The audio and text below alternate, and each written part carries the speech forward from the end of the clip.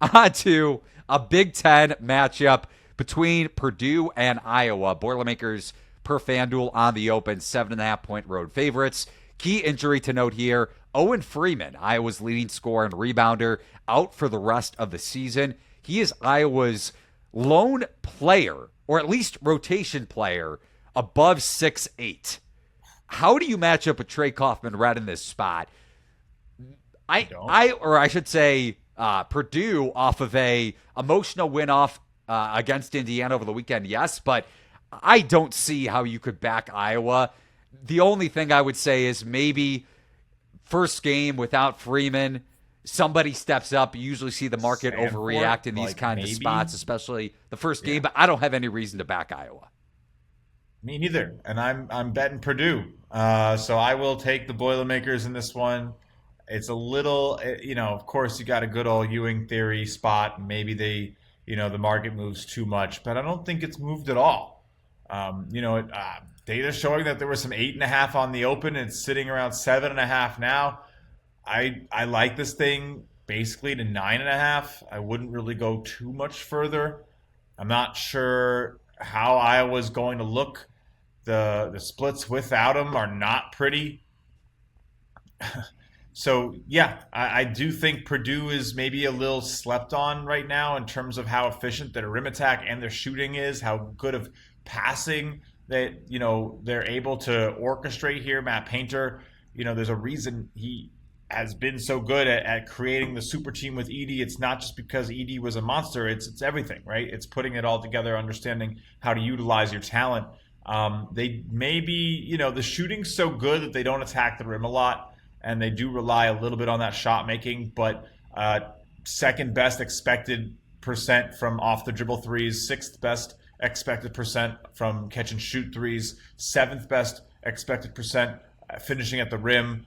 I mean, what else more do you really need? They definitely shoot the mid-range a lot, but it's because they can go to it. They can rely on it. They're good at it. They get almost 45% expected rate there. They're shooting 50% from the mid-range in conference play, which is crazy and probably won't sustain. But again, they look great. They're absolutely killing it. This could be the spot where, yeah, sure, some of that offensive regression from the rim and maybe the mid-range, the post come home, but they're also kind of cold from behind the line. So it's a little bit of waxing and waning. I think what you're seeing is ultimately what you're getting in a median fashion, and it's pretty safe to trust them to continue to go out there and work from the mid-range and get reliable points. They might not score 80 or 90 every time like they have with this Indiana and the Michigan game, but they're probably going to go out there. I think what happened with like Washington looking like a 9-point win, the way it looked against like even Northwestern or Minnesota, an 18, 20-point win is more in the cards for me than it is, I think, the loss. So, yeah, I really like Purdue. Even if you want to string together some of those heavy favorites in one of those degenerate parlays and use those little boosts, it's a good money line. I would be shocked. I understand it's on the road and anything can happen, and that's definitely some of the concern. But I think, in my opinion, that gives you a little bit of that extra edge, right? If you're saying, okay, I actually think that maybe they shouldn't get that home court the same way because they aren't going to be the same, and maybe they're getting that extra resistance in the market. Yeah, I do really like this Purdue side tomorrow. Probably one of my favorite plays of the day. Probably my pick of the day.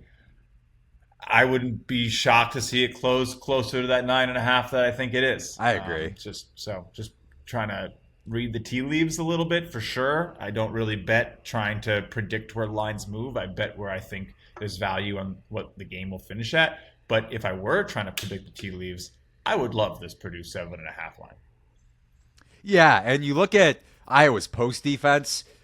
I mean, just from a basketball sense, forget about trying to get closing line value. They rank in the 9th percentile per synergy on post-up defensive efficiency already with Freeman in the lineup. How are you going to stop Kaufman-Renn without Freeman? Now, McCaffrey has done a really good job of adjusting in Ewing theory spots like this. And not last year, but in previous instances against Purdue, he's done a really good job of pressing.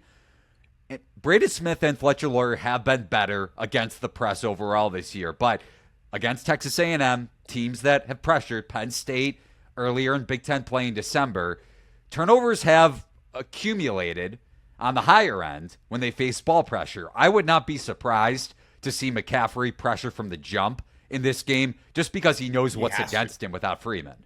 Right. Yeah, you have to, almost. Would you consider, so let's say you bet Purdue at 7.5. I did. You did? Yeah. Would you consider any middle on like a 11.5? I'd need 12.5, 13.5. Like, it'd have to get crazy. Okay.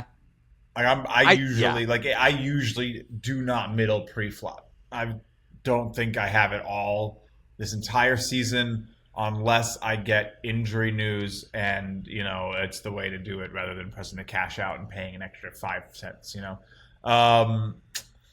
the only time I effectively middle is when I'm live betting and the data indicates that I should be making a bet that it opposes my pre-game bet and it turns into an accidental middle or sometimes even a Polish middle. I don't really care. My bets are all independently made.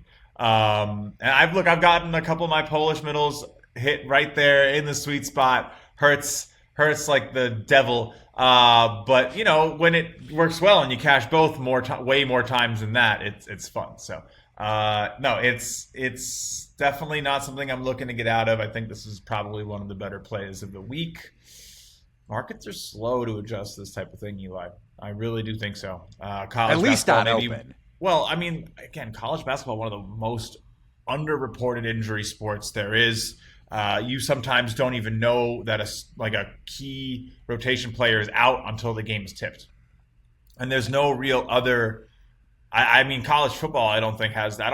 That's the only one I don't have the experience to know. Maybe they could have that, but again, football's so different. Where you're missing a player unless it's the quarterback or a key wide receiver, and those aren't falling through the cracks nearly as much in high-profile games. So yeah, maybe there's injury news on low major college football FBS type stuff where you can get a similar type of edge, but.